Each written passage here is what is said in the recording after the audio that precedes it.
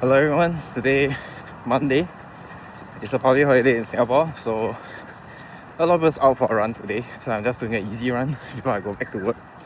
But yeah, so started the channel mainly because I've been yapping about running stuff to my friends and to my wife, and they say they don't really care what I'm saying as I'm putting it on the internet. So people who care can search up for the video. Yeah, so today we're gonna go through a few topics. First topic is sunglasses. I feel it's essential.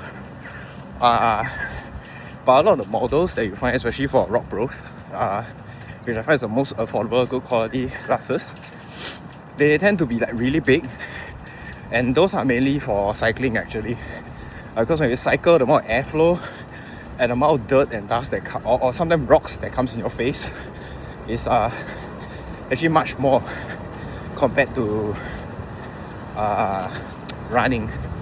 So when you run, for me, I feel like a smaller lens like this, while still providing big coverage, is important. And of course, this looks cool, and most importantly, you gotta make sure the weight is light. Also, I tried like 30 plus grams one. They're not horrible, but when you're doing your easy runs, it's okay. But if you do like intervals or like faster sub-threshold or threshold workouts, they will tend to slide off, especially as it gets sweaty, especially in humid and hot Singapore. So yeah, this is one of the better designs I've tried. I've tried like 6 different ones. Yeah, but so far this is quite good. It doesn't fog up at all, even though it doesn't actually have a anti-fog coating. If let's say you're finding it fogging up, you can actually just get those anti-fog wipes. They can buy for like 100 a piece for $2, and then just wipe it, and then you'll become anti-fog. But so far there's no need for this. There's a lot of airflow going below, and I can see, how sweaty I am. Like I run for like 10 minutes, I'll start to sweat normally. Yeah, and then I was trying out photochromic sunglasses as well. There's a few issues I had because Singapore is so sunny, right? But it tends to be hot, so you try to avoid the sun. But the issue is photographic sunglasses is that they take about 5 minutes to darken. If let's say you're in and out shades, like this current scenario, it will not darken fully. And also in higher temperature places, let's say 30 and above countries, the chemical compound in the photochromic glasses doesn't actually turn as dark as you want compared to colder countries. So I did try it for a few weeks. You can just feel it's still too bright even though the sun is out sometimes. So I returned it and I just stick to normal sunglasses. And I was kind of worried that it might be too dark. But then you can see it's like overcast on this side, and actually you can see the road quite fine as well.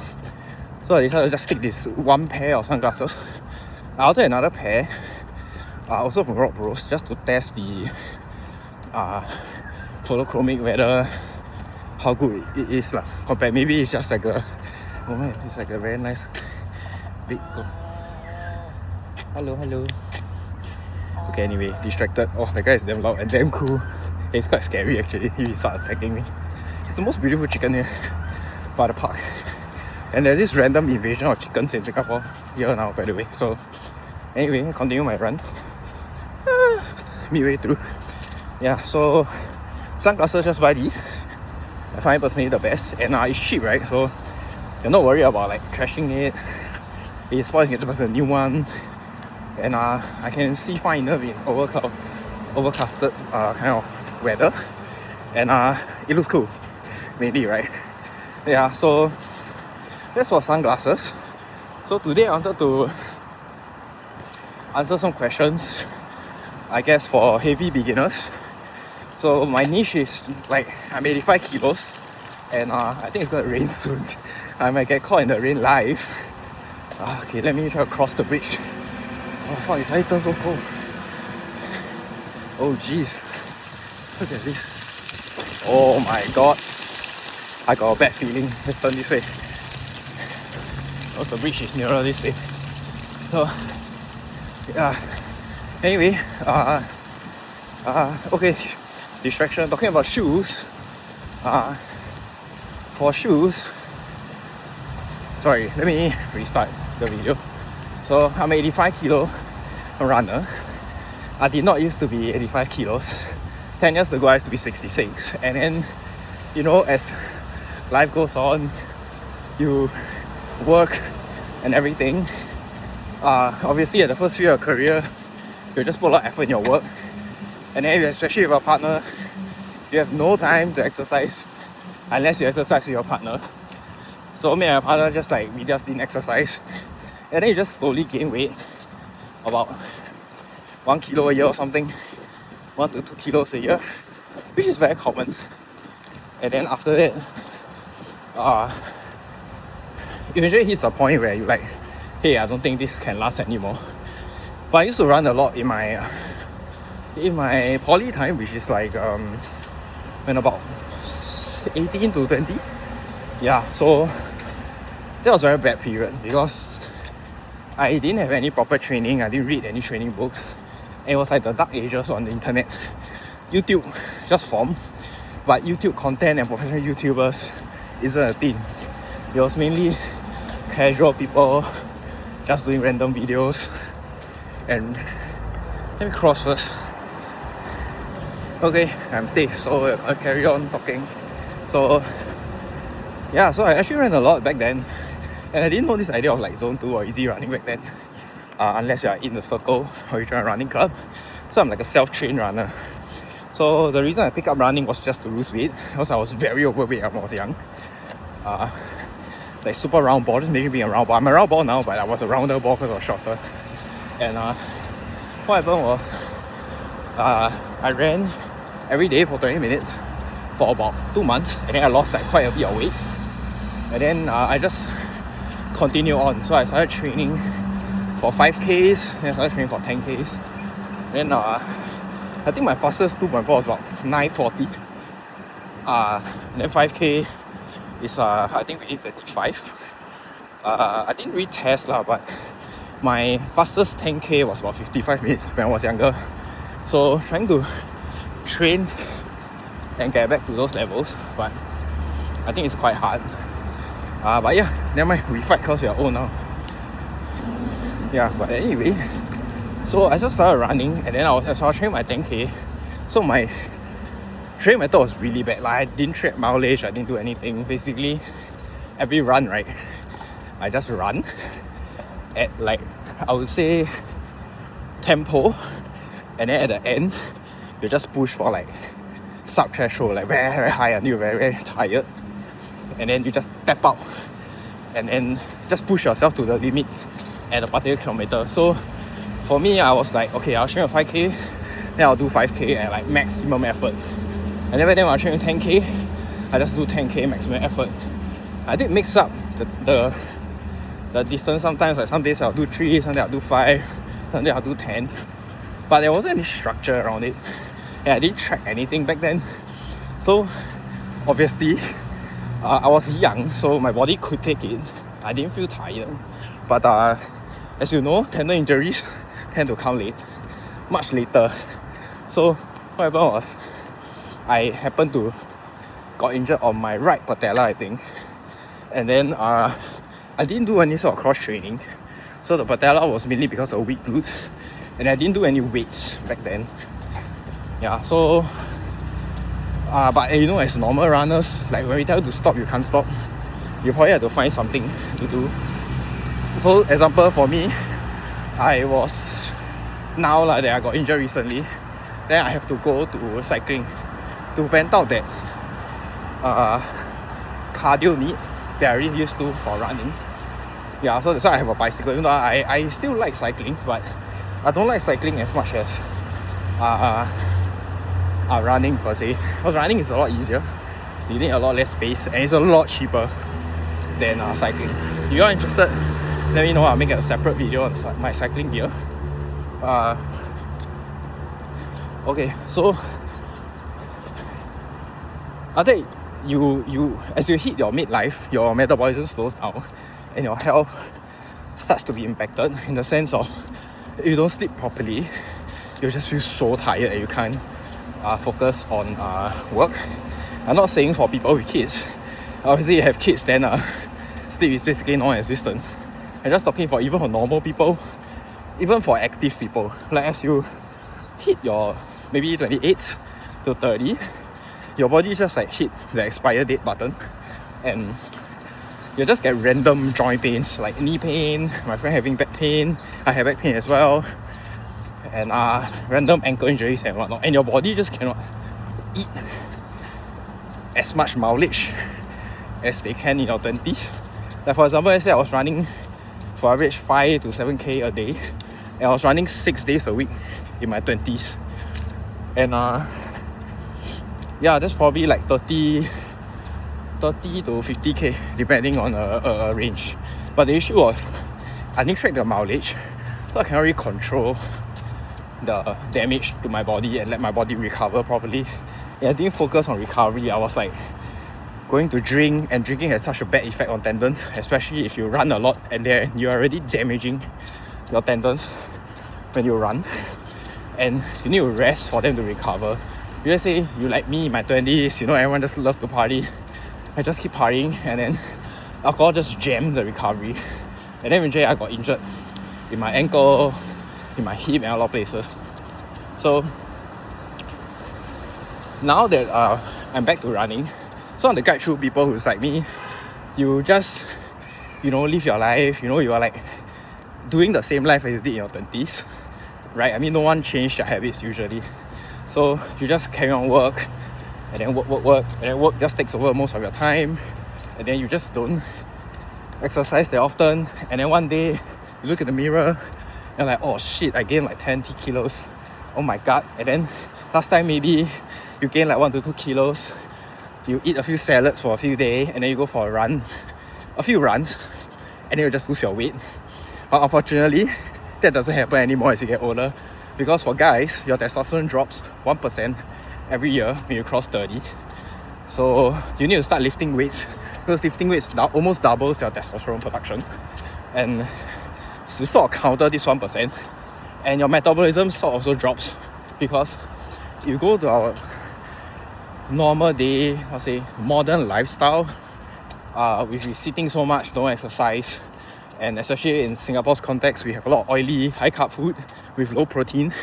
You just lose muscle, and muscle is your main metabolism, and then you just lose metabolism as you age, and then you just get a skinny fat or just fat routine.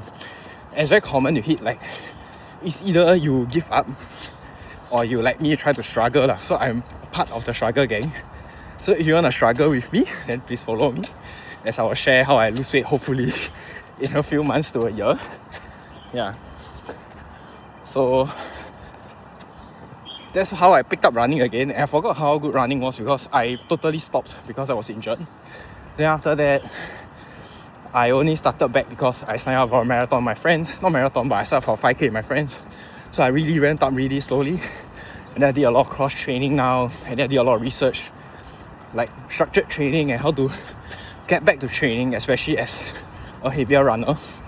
And I did get injured a few times. Ramping up to 5k is still easy, because 5k honestly is not a very heavy load for normal people. Okay, it might be quite hard for people who never exercise in their life, but it's something that you can work towards too.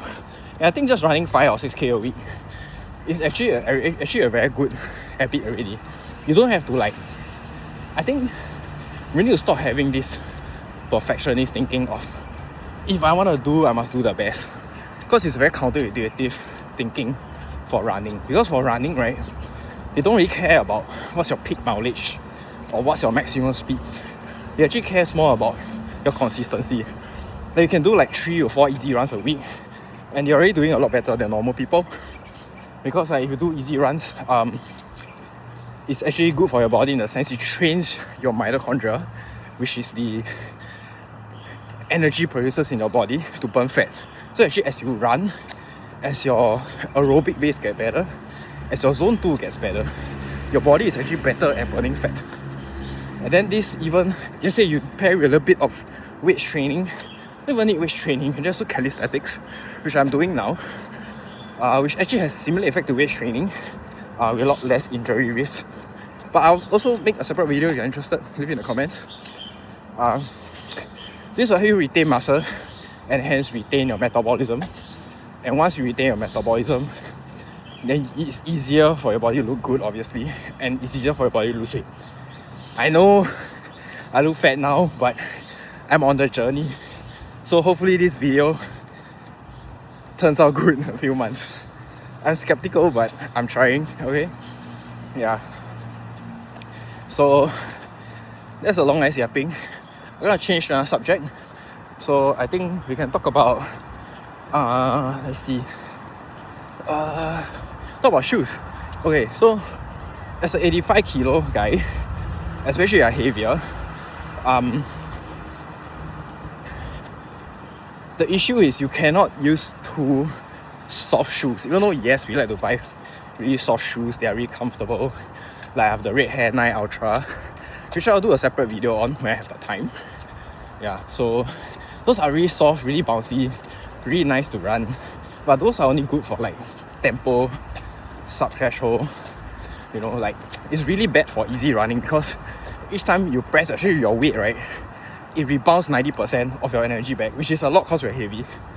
And then you have to really make your stride really awkward, or shorten it really excessively, or increase your cadence like crazy, just to maintain a very, very slow pace, which is very uncomfortable. And there are better shoes for different jobs, right? So I'll just use the Red Hair 9 Ultra with a very bouncy foam, our high energy return for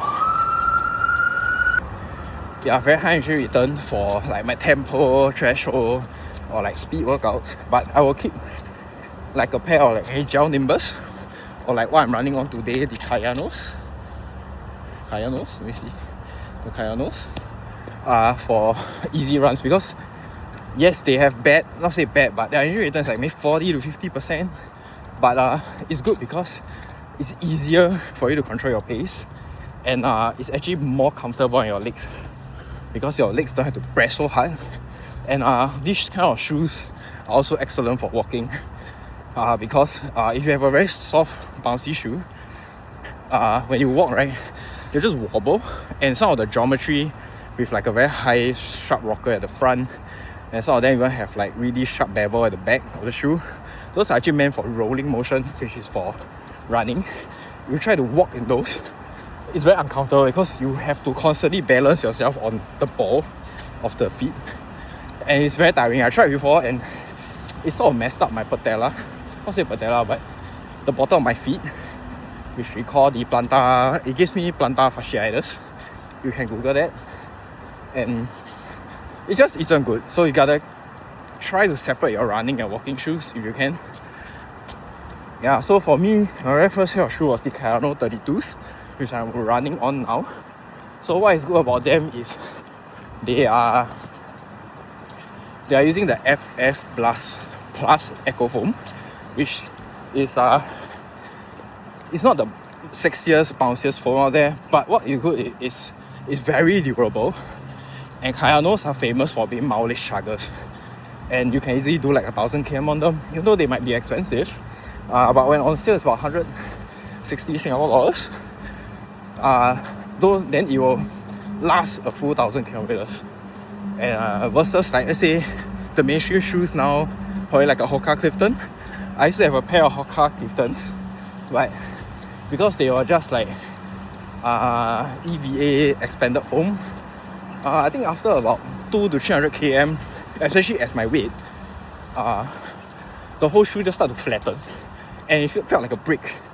And it gave me my first plantar fasciitis on my right leg. And it's a very good shoe, and I think a lot of beginners, they'll just look at the sole of the shoe. If the sole looks fine and you think it's okay to use, but it's different because some of the foams, right, once they break down, they never come back.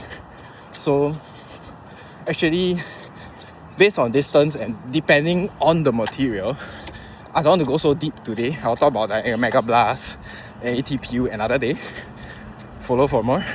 They just focus on Hoka Clifton. They use EVA, which is a type of plastic foam. So it was revolutionary when it came out. Very nice for the first 50 to 100 kilometers. But once it will just flatten and then it just feels like a brick. And now that I bought the Kayanos and having done about 200 kilometers of my Kayanos, they're still as supportive as the first day. And obviously the shoe insert actually flattened because they were using Autolite, which is not a very good insole. I highly recommend you to change. And I changed to this, I think Napoli, I forgot the brand, but it's a China brand, but they make very good quality insoles. Yeah, they make very good quality insoles, and swapping it just gave my shoe a new life. I'll make a separate video on the insole. Also talk about like why they use Autolite and they're just trying to save money, blah blah. And basically just give my Kayano life again. And what's good about the Kayano is it does a lot of correction for you. So it makes your leg use less energy, and it structures the walk and the gait a lot better. So when you run, it'll stabilize for you in your midfoot, especially if you are flat-footed. It's a very good first shoe, and because the foam is durable, I highly recommend it. But the only bad thing is the upper. The upper is a little bit hot, but that's because Singapore is a humid country and our temperature is about 30 to 32, so your leg will be a little bit sweaty. But if let's say you are in Europe country where it's like 25 below, maybe sometimes under 20, then I will understand why the shoe upper needs to be a little bit thicker. Yeah, but if say you have a sweaty feet like me, you can just try to find shoes with a more breathable upper. It's not that hard. Yeah. But if say you don't have issue, then the Kayano is perfectly fine because it's actually a lot more comfortable. It gives you a better lockdown. Yeah. So you can definitely look at like either the Gel Nibbles 28, very good first beginner shoe, or the Kayano 32, because the 33 kind of changed it up a little bit, and so far the reviews aren't good. So you can just stick to the 32 and buy it on sale if you can. It's so good. I have two pairs which I rotated at the start of my running career, and now I'm slowly transiting to other shoes as I get faster. But anyway, this is a short update for today. I will probably make another one tomorrow on my long run, and yeah, let's see. Bye.